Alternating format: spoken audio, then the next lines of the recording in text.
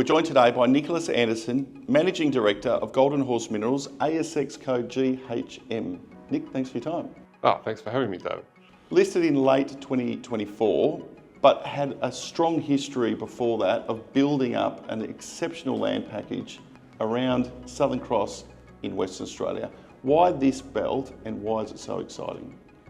Look, the team did do a number of transactions. There was about 15 to piece this together. It was done relatively quietly, which is good, when I joined, and the last thing we did was the transformative transaction with Emerald to bring in the Hopes Hill and the Bullseye assets into the tenure.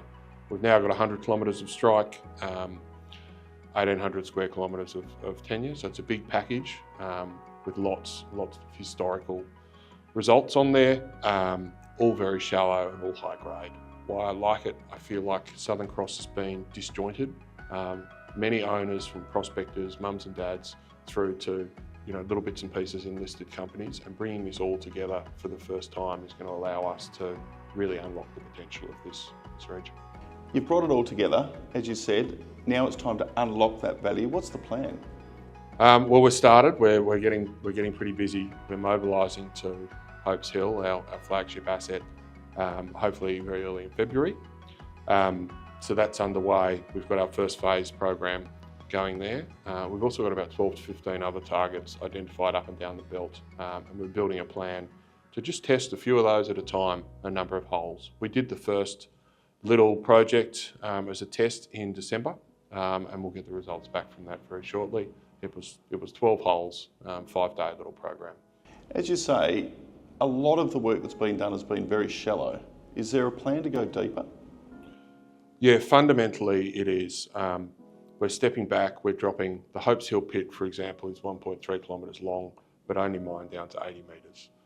Phase one, we're stepping back, coming from west to east, which hasn't happened before. There were two different owners on the tenure. So this is the first time it's been drilled in what we believe is the correct way. We'll be drilling 50 metres below in phase one, and we'll be stepping back further and drilling another 80 metres below that. So we'll end up having data down to about 300 metres on this asset. And is Hopes Hill the only priority? You've got a big land holding. Where are the priorities?